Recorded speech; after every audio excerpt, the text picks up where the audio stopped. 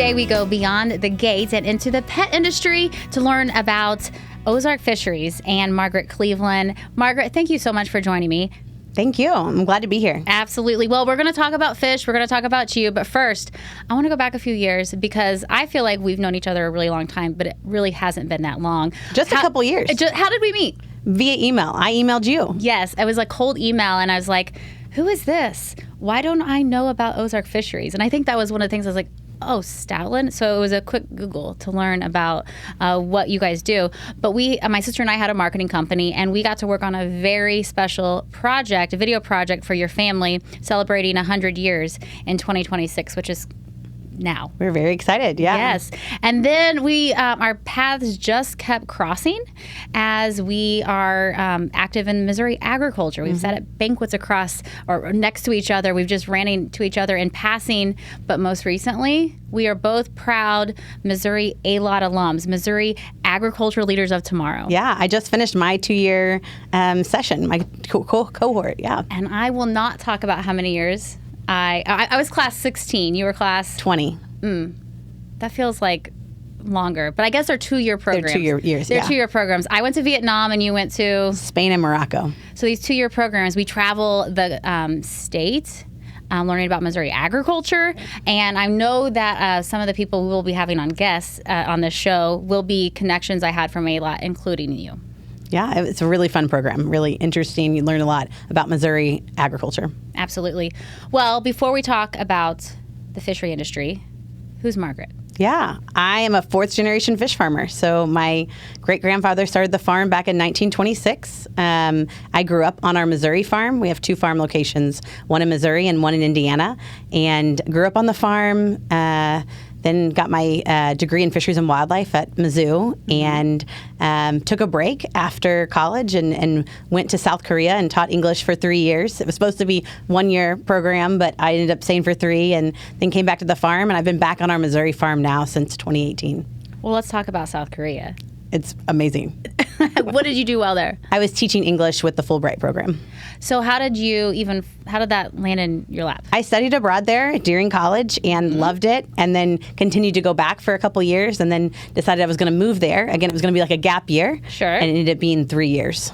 And then Dad was like, hey, come home? I think it was just time. I think I was ready to leave the city, and I was ready. I knew, like, my degree's in fisheries and wildlife, so I knew from the beginning that that's where I wanted to land. So we talk about, we're going to talk a lot about the fishery, but you have worn many hats over the years. I'm sure every single hat on the farm you have worn. But what hat do you wear today? Today, hats. Yeah, you can have more than one. There's several. Today, I am VP of our operations at our Missouri farm, and I do all of our social media, our websites, put out fires during the day, make sure fish, and really help out wherever's needed. Like when we're really in our busy season, I may need to be picking fish or packing fish out. So I kind of move around a lot, but a little bit of everything. So because we don't get to, well, when I first met you, I got to tour it. I got to see the entire operation from beginning to end, and I can still see that picture. We're on audio. We don't get to see that. So I want, as we talk, paint that picture. But diving deep into Ozark Fisheries, what is an ornamental fish farm? Yeah, so we raise goldfish and koi. So all of our fish are ornamental, meaning that they are for you to look at, not for you to eat. So no food fish production. But we started raising goldfish and koi because my great-grandfather had a business partner that was in the nickel and dime stores, your Woolworths or your Benjamin Franklin stores. And those stores needed a source for goldfish in the U.S. And so he really loved fishing, and that's how he kind of got to where he is, so he brought those goldfish in, and ever since then we've been raising fish on the farm. So the farm has gotten bigger over the years, but always we started with trout for a few years, didn't have a market for them, switched over to goldfish. But all of our fish are born and raised on our farm. It's a spring-fed farm, meaning that the water comes naturally up out of the ground. It's an artesian spring, and we've got ponds. We've got 350 about 1 acre ponds of water. And then the farm also, we have cattle as well, and so that's kind of surrounding the water around the outside. So you hit on a lot of things that I want to tap into, but let's go back to trout. Okay.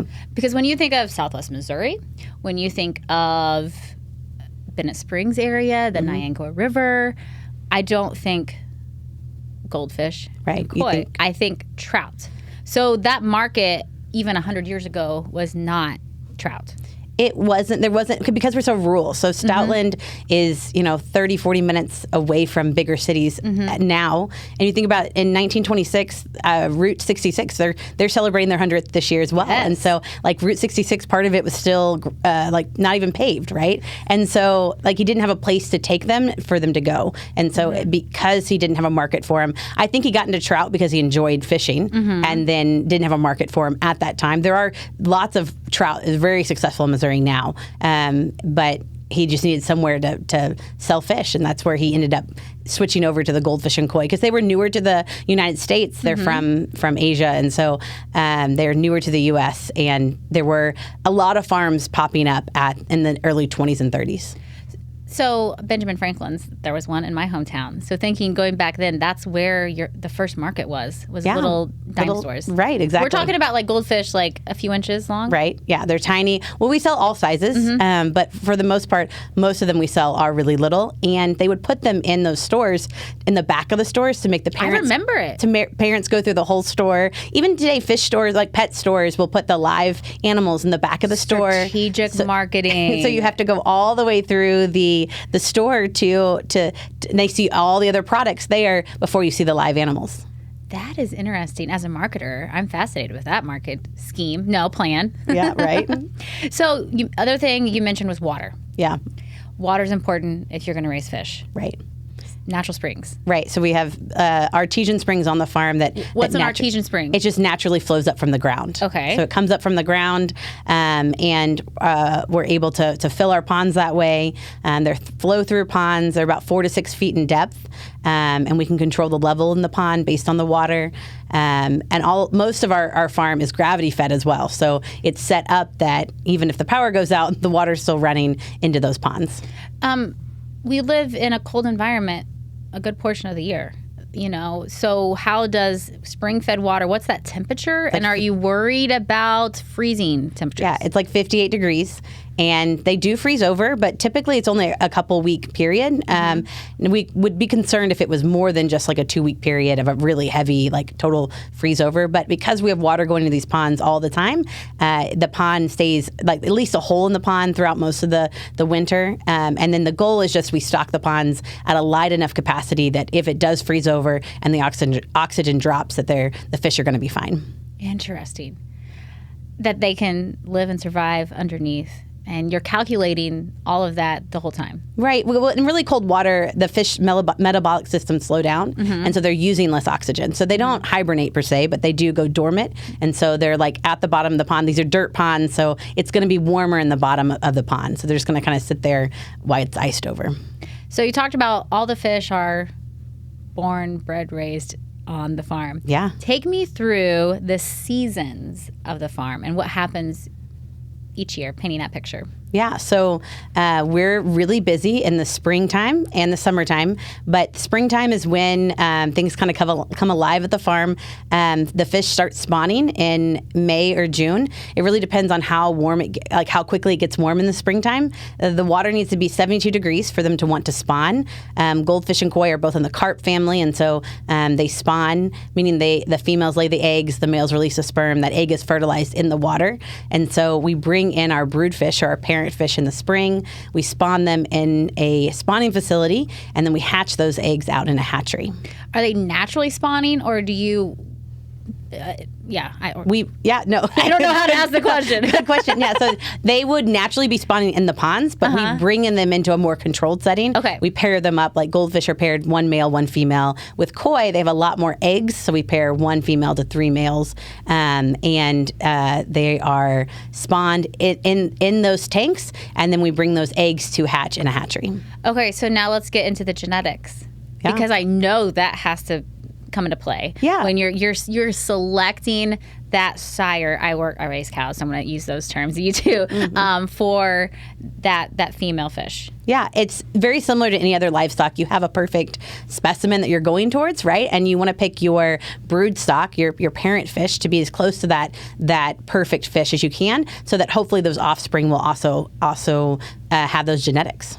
Now, what's that lifespan of that brood fish? Yeah, what do you think? How long do you think a goldfish can live? I think a really long time. They can. So I don't know what a really long time is, A goldfish can actually live up to 25 years in a perfect environment. 25 years, yeah. But I don't have a perfect environment on the farm because they're open ponds. They're open to predation.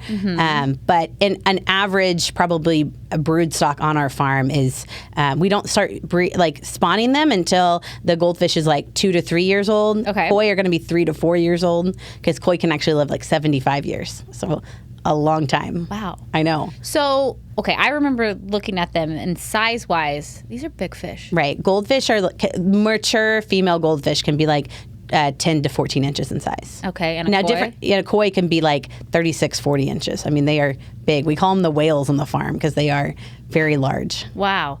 So fascinating, because you walk into a pet store and you see these pretty fish. You don't think the science behind it. You don't think about who raised it. We more and more in the industry, we're thinking about like who raised that steak, but I don't think about who raised that goldfish. And especially in Missouri, in the middle of Missouri, right? But like Missouri's known for their water, and that's why we're at where we're at, because if we did not have the water, we could not raise these fish. Okay, I didn't let you get past spawning. Okay, so no, the parent fish are brought in. It has to be like 72 degrees. It's in the springtime, and we are May and June. It's a 6 to 8 week period. So we have a really small. What's actually unique about not just fish farming, but like our farm in general, like ornamental fish, is we are spawning and our busiest selling times at the same time. So we're basically essentially like planting our crop and harvesting our crop at the same exact time. It's like a 3-month period in May, June, and July. Wow. So you've spawned, you've hatched. What's the growing cycle? Well, so we put them into a hatchery and they hatch out. How long do you think a fish egg or a carp egg takes to hatch? I'm supposed to be asking the questions. I should have studied up. I have no idea. What do you think? A couple weeks? It's a small egg. So typically the smaller the egg, the quicker it hatches. 24 hours. 3 days. Okay, 3 days. It's 3 days. And you know what? I've been told this by you before, I know. and I don't remember it.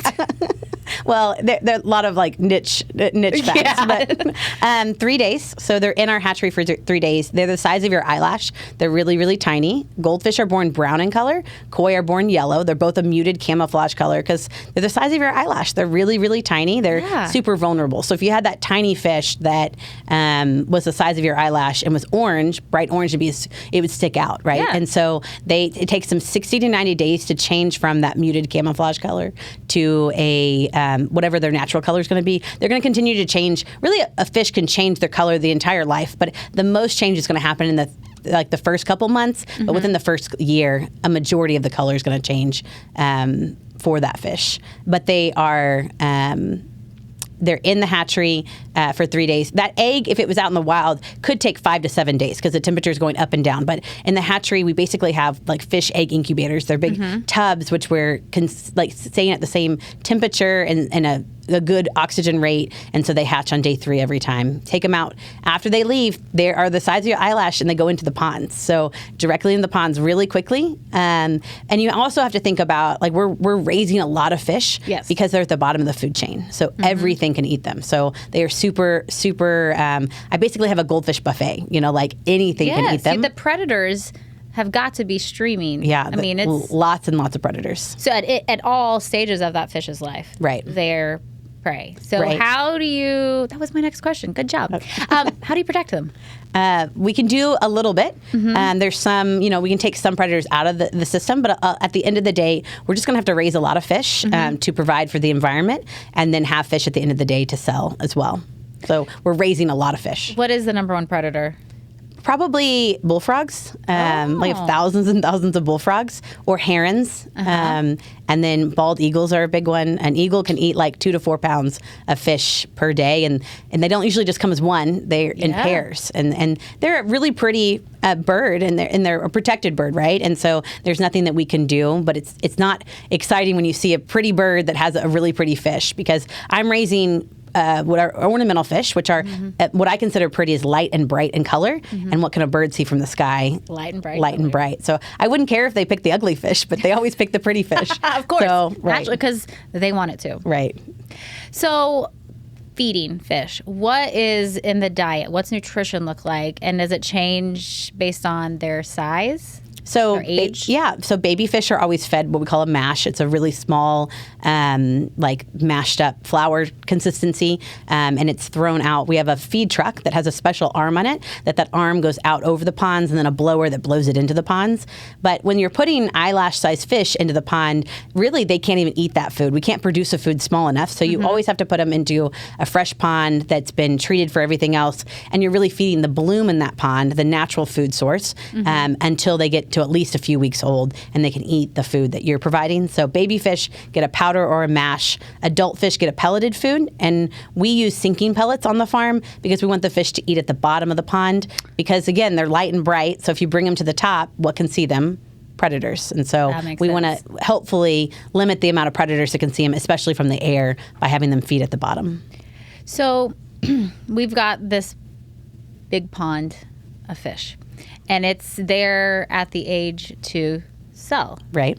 I almost use the word harvest. We're not harvesting these fish. So we call it harvest. You so do? You harvest them out of the ponds, but we're not harvesting them to eat, right? Okay, good. Yeah. So I would have been correct. Yeah. So when it's time to harvest the fish out of the ponds, I mean, what do? Are you out there in your waders? Yeah, not me, not usually me, but yes, you would go out. So we can control the level of the water in the pond, and so a majority of the fish we're going to actually seine, and a seine is just a really big net. You're going to seine the fish out. You're going to bait them to a corner, seine the pond a couple times, and then we'll drain it and get the rest of the fish out. So you seine a pond a couple times, and the fish actually learn to avoid the seine, and so then you're forced to drain it. And so the fish are taken by seine, then into a bucket, and the bucket is then put into our tank truck, and that truck is a special truck that has big live hulls on the back of it, like big, just basically boxes of water, and that's how we move the fish from the pond to the tank truck. And then that tank truck will either take them to another pond if they're not big enough, because we do have to, we'll not be ready to sell them, but they need more space to grow, and so we'll move them pond to pond. Or if they're ready to grow, they're ready to sell, the size and the color, we'll take them into our shipping building using that tank. And that tank truck will just go along our actual other tanks, our raceway tanks, and we move the fish from the tank truck to the tanks using a PVC pipe, and it's like a fish water slide. They kind of just go down that pipe into that raceway. What I'm thinking about right now, it's very hands-on. Yeah. It's not just grow a fish, when it's time to harvest, pull it out, sell it. You're handling, quote unquote, handling these fish several times through its life. Yeah, it's just like any other crop. I mean, people don't think of fish as being a crop, but it's very much so. We're putting our crop out to grow, and then we're feeding them every day. I mean, we feed every day. It's above 45 degrees. We're out feeding the fish, and then when they are the size and color, sometimes we need to move them, and then sometimes they're ready to be brought into our shipping building to ship. Okay, before we talk about shipping, I want to talk about the market and who is purchasing these fish. Yeah, so we're selling all across North America, into Canada, and we sell into Puerto Rico as well. A lot of our market is wholesale, so business to business. And historically, Ozark has always been business to business, either selling to other fish farms or other pet stores. So a majority of our fish go into pet stores, your big chain shops, but also your mom and pop shops, and then water gardens, landscapers, pond stockers. It's a really, really diverse category of customers. Even some of our crayfish go to zoos to feed otters. Well, you talk about other fish. We've talked about koi and goldfish. What are those other obscure fish that maybe aren't as pretty? So we call them they're like our scavengers kind of thing. We're not trying to raise them, but we have them because we have the fish. So things like crayfish or crawdads, bullfrog tadpoles, snails. So we have trapdoor snails. And then another fish called a mosquito fish, which is like a gambusia, which is kind of like the seed tick of fish. It's just kind of everywhere. Like it's just in our ponds kind of basically naturally. So these things that you mentioned are naturally, you're not breeding for them, but you're harvesting them and selling them because there is a need in the market. Right. And they're a byproduct of our fish. And so like I'd rather not have any bullfrog tadpoles because that means I wouldn't have bullfrogs. But I have bullfrogs that eat a ton, like a lot of fish, and so I'm able to sell those tadpoles as a way to recoup some of the costs. Crawdads don't eat the fish, but they do scrape them up, and they make some of my ornamental quality fish not ornamental quality. Like, so if they still be a fine fish to sell maybe as a bait level, but not as the ornamental level because they've lost scales or they've ripped a tail or something. So you're shipping all across North America. How do you ship a fish? Yeah, good question. We used to. So in the 20s, 30s, and 40s, we shipped in a big metal tin, big can. It was like a galvanized tin that would go on the railroad. So we shipped fish all across the country via railroad, and those tins would come back to us, or cans would come back to us. The 40s, it stopped being as reliable, and we couldn't put very many fish in that container. So we actually patented how to ship live fish in a cardboard box. And so about the same time, plastic was becoming more readily available. And so cardboard and water don't mix, right? So you need a bag, right? That plastic bag in between. So we'll take a cardboard box, put any insulation that's needed. So if it's really hot or really cold, we'll put either foil or styrofoam insulation, a gel. So that allows year round. Yes, it allows us to ship year round. And again, it keeps it insulated. So like if it's too hot or too cold, it usually that keeps the water inside at a relative temperature, or at least keeps it from changing quickly. Goldfish and koi can handle a wide range of water temperatures. You just can't change that temperature quickly. So that will at least slow down the rate that water's changing. And so they have the insulation. We have a gel ice pack in there when it's really hot, right, to keep it cool. We can't use dry ice because you get too cold, right? So we use a gel ice pack. And then the plastic bag, we always double bag it just in case one gets a hole. Or most of our fish are really small, so we don't have to worry about them puncturing the bag. But in transport, you just never know what's going to happen. So we always double bag it. And then you're going to add water. Typically for the size of box we have, it's like 1.5 gallons. It's kind of really small because the most important thing when you're shipping fish is not the water, it's the oxygen. So we add pure, like hospital grade oxygen into that box. Typically it's at a ratio of like 1 part water, 2 parts oxygen. So you're not naturally just like filling with water, tying it off like you would. We're adding, like, there's like an oxygen gun that we add oxygen to. Okay. You take out all the air that more important than the water. Right, yeah, pretty much. I mean, they need the water because that's how they transfer it on their gills. But we've had boxes that like have arrived with full of water and the fish aren't alive because they didn't have oxygen in that water, as opposed to the opposite. If a box gets punctured at the bottom and the water slowly leaks out, they need very little water. I mean, they're still going to be stressed, and that's not the ideal no matter what, but the oxygen is definitely the more important ingredient in that box. You talked about stress. Healthy fish. Right. You know, you want to certify that every fish that goes off your out of the pond and off the farm is healthy. Do you just have like a fish veterinarian that like we do the certification? It's a good question. There's a lot of challenge with that because there are not a lot of fish vets out there, and so we have to educate our own vets, our own local vets, and I had vet students from Mizzou come last year, and just wanting to introduce them to aquaculture so they wouldn't be scared of fish in general. But so we have our own vet that comes out, and to be able to ship into Canada, we have a vet that comes out every week that checks fish health. A lot of it's like our own staff has to have that knowledge of what's going on. On-the-job training. Right. What's going on with the fish? How do we treat that? Like, do we treat it in our tanks, or do we put them back in the ponds and let them recover before we ship them out? Because, I mean, the goal, we're shipping a live perishable product, and the goal is to get that to the customer live, right? And so if I'm not shipping a healthy product, it's not going to arrive in a healthy manner. So we've talked about predators, and we've talked about the importance of oxygen and water. What is the other big factor when you're worrying about the fish's health? Are there other diseases or other things that can affect them? Not really diseases. For me, the big thing to get it to the customer healthy is that my delivery, the delivery services can get it there on time. So the transportation, right? So So after we put that oxygen in there, we're going to tip or tie that bag. We're going to seal that bag, and then we're going to tape that box up, and then we weigh them to get how much they're going to weigh. But like as a company, our number one expense used to be employees. It's now freight, and so we're shipping these fish on UPS and FedEx. box, just like any of your other packages. And I'm shipping them in the box. I'm shipping them to arrive within 24 hours. So I am packaging them. No matter how far. Right. No matter how far. And we're paying for that overnight service, right? But unfortunately, it doesn't always happen, right? Just like your Amazon packages get delayed, our fish packages get delayed. And so we have to package them to know that they're going to be fine if that's okay, or that the person they're going to knows how to handle them when they arrive.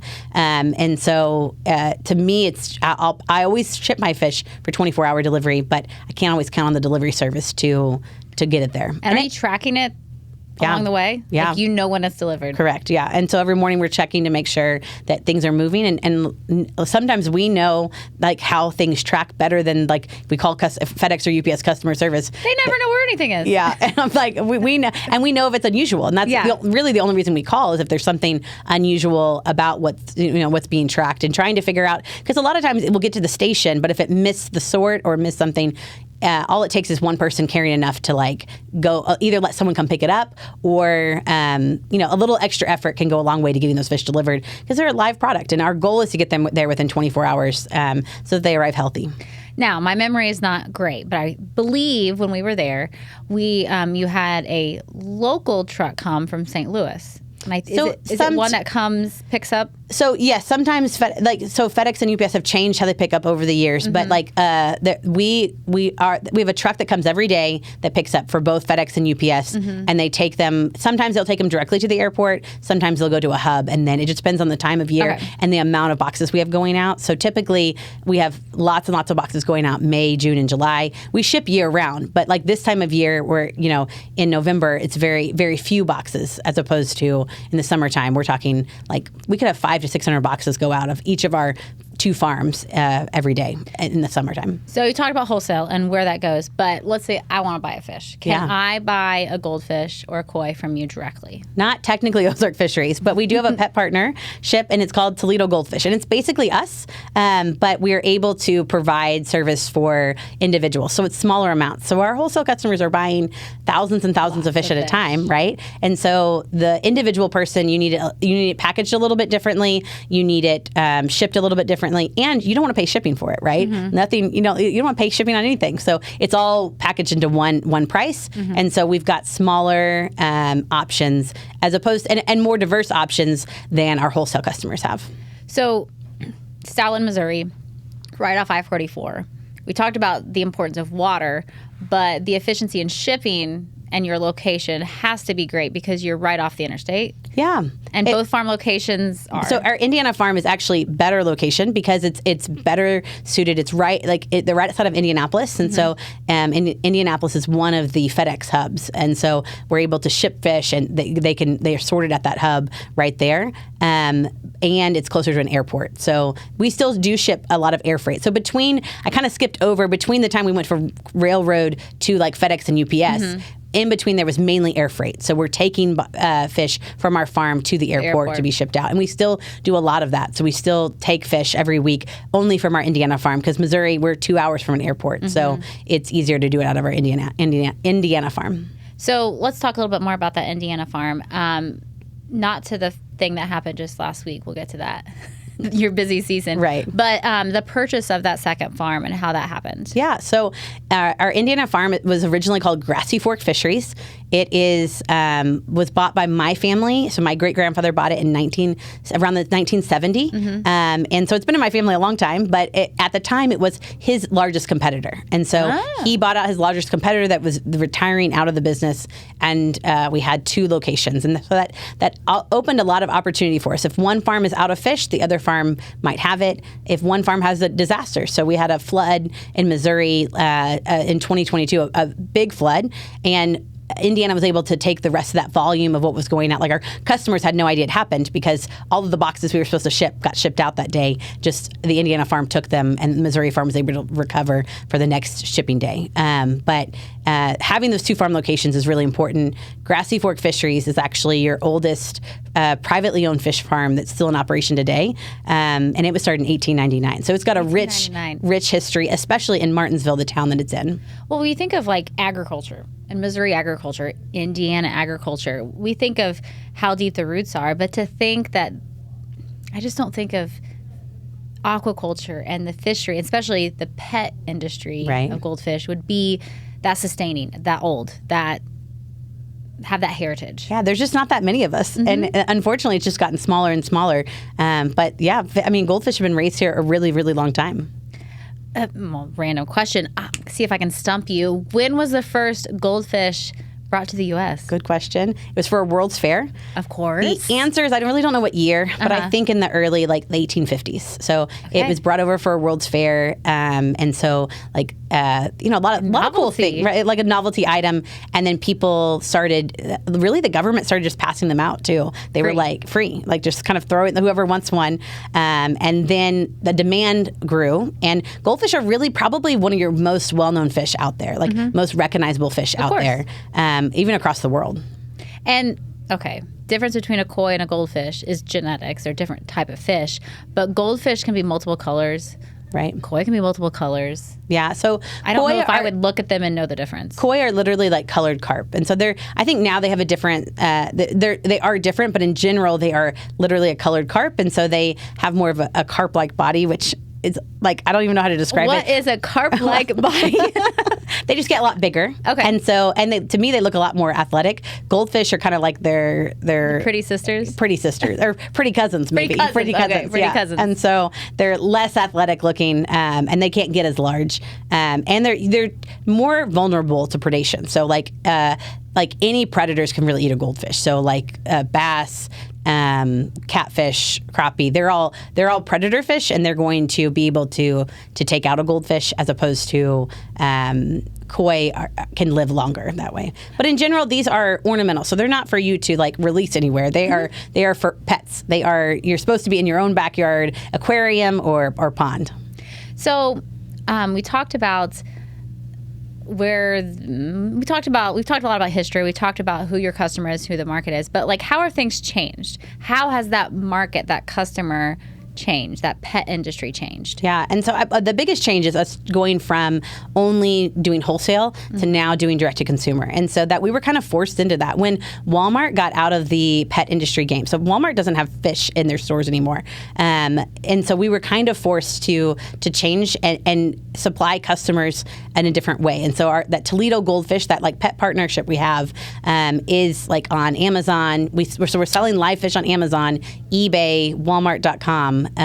So your e-commerce type customer, because where do you buy everything these days? Basically online, right? And so, and a lot of your smaller mom and pop pet stores also were going out of business about the same time, because up until 2000, really the pet industry was on a decline. Now COVID kind of turned that around. Everybody needed a dog. Everybody needed a pet, right? And you also stayed home, and you might have built a pond in their backyard. And so some of our pet, like especially local pet stores, had their best years during the couple of COVID years, because people were staying home. They were either going fishing or focusing on their own yards or needed entertainment. And so it kind of changed the pet industry a lot during that time. Has that continued? It's ebbed and flowed. I wouldn't say it's a direct like incline, but it definitely, like, the decline was because people weren't going outside. Kids are playing video games and didn't want entertainment via a pet or fishing or being outside. And so because of COVID, that kind of changed it. And I wouldn't say it changed it for good, but it at least turned that decline around. So other changes, technology. Yeah, it's a big one. I mean, you're still very hands-on. And when you're packing, shipping the fish, there's someone touching everything. But the utilization of technology has to have improved and made everything efficient. Yeah. And especially was forced when we went from a wholesale only to an e-commerce, because now we're handling like a lot more customers, but a lot more information. So we were almost forced into it, like creating our own software system. So we've created our own software system to handle. You mean there's not some fish shipping software out there you could just go buy? Right. Well, and most shipping softwares would have worked a little bit, but like ours, we just have so many little niche things that so something that our software can do is like look at the temperature. So like it looks at the temperature of where these fish are going, and it's going to package them differently based on that temperature. So like if it's going to California, it's 100 degrees, it's going to put it in a box with styrofoam and ice, like our top insulation option. But it could be 100 degrees in California and be 40 degrees in, I don't know, Minnesota, right? Here. Here in Missouri, right? Or even different parts of California, right? And so I don't want to be spending I don't want to ship it in a heavily insulated like styrofoam box if it doesn't need that. And so that saved us on shipping, like on packaging costs too. What % loss? Yeah. Is that a fair question? Yeah. So we guarantee all of our fish to arrive alive and in good condition. And we do have some loss. It's a live perishable product, right? But in general, we've got our shipping down, and it's about a 3% loss throughout the year. Now, in the summertime, when it's really hot, we'll lose a few more, and a lot of it has to do with delays. Like if it's delayed in the summertime, there's a chance that it won't arrive in good condition. But if it's delayed in the wintertime, it is probably fine 48 hours in that box. Now, we still ship them all for 24-hour delivery, but a delay can change that. But in general, about a 3% loss throughout the year. Dare I ask what flight delays, how they impact you? With TSA shortages, government shutdowns, is it impacting your delivery time? No, because a lot of our fish are shipped FedEx and UPS. So but just in general, they'll have an unexpected delay if there's a lightning or something, like weather. It'll throw it around. Weather is probably more an act of God, is what they call it, and they don't. And unfortunately, they don't guarantee them anymore. So like they used to give us the freight back if they delivered them late, and they really don't do that anymore. You just have to eat the cost, right? But you're guaranteeing that to your customer, and that customer is going to be reoccurring. Yeah. So no, the recent issues have not affected at all. Very, very little, because we do a lot of our fish are still shipped cargo, but it doesn't have to go through TSA. Oh, good. So we mentioned your Indiana farm, and the National FFA convention takes place every single October, and it is in Indiana. It's in Indianapolis. Yeah. Right at your front door. Yeah.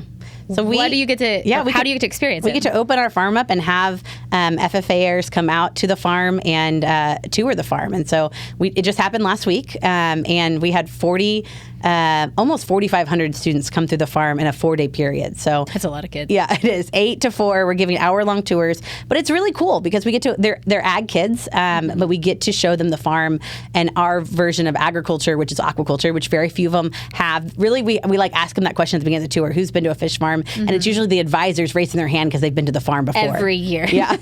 Well, a lot of them have it on cycle, so they'll come every 2 or 3 years. But we enjoy sharing our farm, especially with young adults that are interested in agriculture to begin with. What I love about your story is fourth generation. And your family moves to Indiana, or Martinsville, for that time period. You're giving the tours. Your family is the boots on the ground also. Yeah. My parents did the childcare for my brother's kids, and then my sister-in-law, my brother, and then part of our Missouri team goes to Indiana to give those tours. And it's like a well-oiled machine. I can say that the week after. The week before, it doesn't feel like You're that. already stressed. So I cannot imagine. I'm sure these high schoolers have way better questions than me. So what is the most obscure question that you received? They're really interested in predators. They always are interested in like predation on the farm, which is a valid question. The weirdest question. I don't know if I have one. You could maybe last week I could have come up with it. I just love so that they're all different levels of questions, and some of the groups are more science based, and so we'll get more into like how we spawn, how they're hatched, and then some of them are like just there to see the fish. And so we always like do the science part of it, and I do all my talking at the beginning of a tour. Yes. And then I wait to show them the fish, because once I show them the fish, I've lost them. Yeah. But it's really funny. Like I have all these beautiful goldfish and koi. Everyone's favorite part, like city kid, country kid, adult, child, like is the crayfish. Like getting to pick up a crayfish and touch it. It's something about the element of danger, I think, that makes everybody like. Well, it's tangible. I mean, they see, feel, hear, touch it, right. And you see the fish, but don't get to touch. Yeah. No, they put their hands in the water throughout the whole thing. So, but it's always a crayfish. You should send a crayfish home with every kid. The advisors would not be very happy. That'd be. So my brother, as a former advisor, I would kill you. But my brother did the last tour of the last day. Did send some tadpoles home with a student, and I'm not really sure. I didn't ask the questions about You're helping their SAE project. Probably something. He definitely, I think, did ask the advisor because it was like they were heading home. They were on their way home. That's part of it. It's like they're going to be there for 2 days. I'm not going to give you fish that you're like no. It'd be funny, the threat. I know, right? So you do this every year. Other farm tours year round?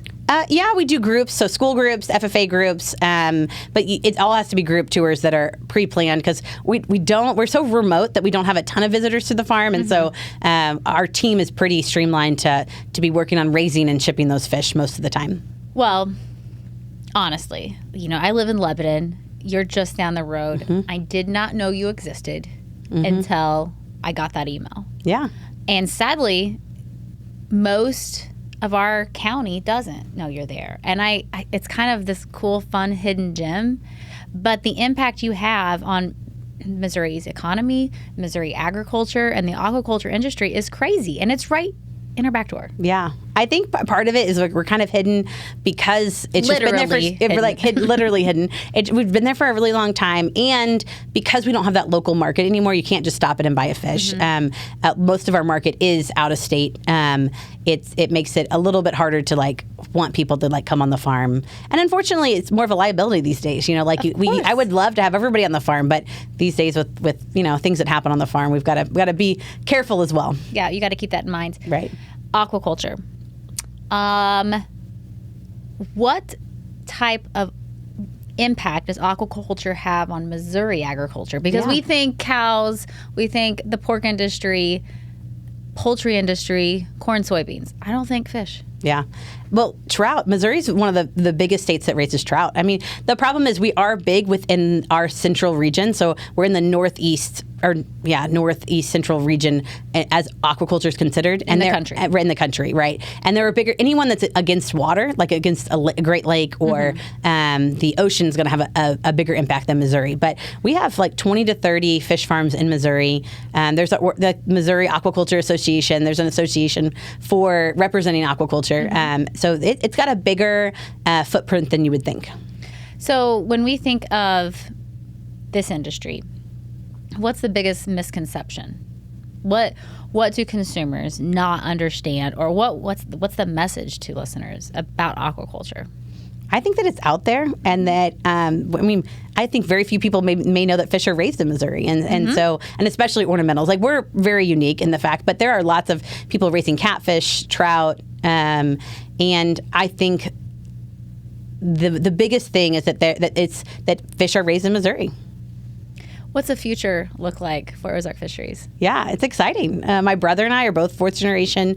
I'm on our Missouri farm. My brother's at our Indiana farm.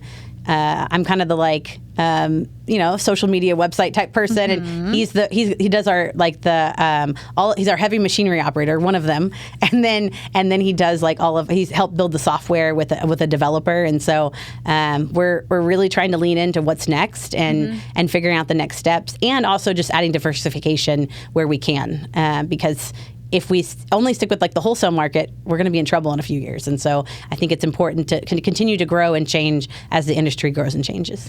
You talked about diversification. There's few farmers in the country or world that don't have some form of diversification. But we're in the Ozarks. You got beef cattle. Also, right, Circle F cattle. That keeps your dad busy? Kind of. No. He's more busy all the time with a little bit of everything. But so cattle, so we do. Basically, the cattle came from my great grandfather thought that he could control his water, his watershed around the springs by owning the land around. And we now know that our watershed's 30, 40 miles away, so we can't really protect that watershed. We can, but so we bought up all the land that wasn't suitable for fish, and so starting in the 50s, he started clearing that land and adding cattle to the farm, and just we've built our herd ever since then. We've put a lot of effort in the last 20 years to really clear land, make more room for cattle. We're a commercial cow-calf operation, raising Black Angus, and this year we've actually gotten to beef as well. So diversifying not just a commercial operation, but growing out and selling our own beef direct to consumer. It's kind of those now we've built the fish wholesale direct to consumer, and now the beef. You've got the platform already. Right. And we figured out how to sell online. And so the big step we're working on right now is figuring out how to ship. I can ship fish, but now I've got to figure out how to ship beef. Mastery of that. I know. You're going to have to add a freezer to the shipping house. Yeah, we are. Yeah, exactly. You are. You already are. Right. Of course. Okay, so we've talked about the future, but we've not talked about the 100 years very much. So over those 100 years, you're in 2026, your dad's writing a book about those 100 years. Yeah, our 100th centennial book. We're really excited about it. And we're really excited to hopefully share our farm in special ways. We're kind of planning out what that's going to look like right now, but we're going to apply for Century Farm, which is going to be another big step, something fun. But it's really amazing how much the farm has grown in 100 years. And just thinking about like what my great-grandfather would look at, like, I mean, the technology would literally just blow him away. I think he would like it because he was always kind of wanting to move forward and into technology of that time, right? Yeah. And so, well, I mean, just the changing of the bucket that right. you shipped in, that type of simple container. Yeah, and it's really special because my grandmother's still here, and so she's able to share her 100th year with us as well. So 3 generations still living on the farm. Right. That is fascinating. That is a story in itself. Mm-hmm. What would you say in those 100 years was the greatest challenge that the family had to overcome? There have been lots of challenges throughout the years, and I think just changing. I think when my great grandfather passed away, like that was a big one because it was unexpected. And then when my dad came back, my dad joined the farm in the 90s, and changing at that time, like there was no technology on the farm or very little, and so he brought computers to the farm, and like in general, I think technology is probably the biggest thing for any farmer, right? And then, but also not just the technology, but like being accepting of it and wanting to integrate it. And that next generation on the farm. Right. And that's our biggest challenge right now is trying to figure out how my brother and I work together to continue the farm on. Well, I always want to end with some fun, more introspective questions with my guests. Yeah. So, Margaret, what would you tell 18-year-old Margaret? I think the biggest thing that I did that I really liked is like studying abroad and going abroad, like leaving the farm. I think that was like one of the best decisions I ever made is leaving the farm for a period of time. So you get that perspective. I think I would definitely congratulate 18-year-old me for deciding to go ahead and study abroad or live abroad for a period of time. And I think that the empowerment from your family to say, yeah, that's okay. I don't know that they were on board either. Oh, but okay. I kind of just still questioning it. Pushed it forward. I don't think my mom definitely wasn't on board with me moving across. Good job, 18-year-old Margaret. But yeah, putting my foot down and being like, this is what I'm going to do. And so I think that has opened up my life significantly and allowed me to also have more perspective being back on the farm and appreciation for the farm, living on it now. So was there ever a plan B for you? Not really. Fish farming was always it. I thought that I wanted to be a vet for a while, and I think a fish vet. And in hindsight, 18-year-old stuff, I probably should have because we need fish vets. But I didn't love the surgery kind of aspect of it, or the having to stitch something up. So, which vets all don't have to do. But do fish vets stitch up?